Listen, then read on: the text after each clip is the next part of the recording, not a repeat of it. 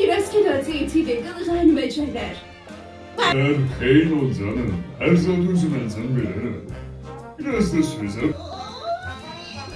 Ay canım. Elastik'in öz. Hanımefendi ateş bağlama kazanır o. Her işi koymuşum geriye.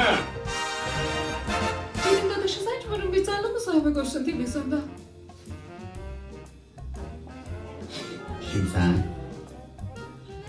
Nəciyimiz? Dönəyək. Amma biz hələ də güclüyük. Ana işini də Dayanın görün. Haydi siz.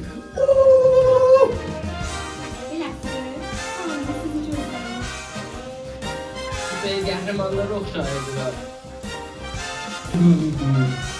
İdmansız değil. Şişeci kalp değil.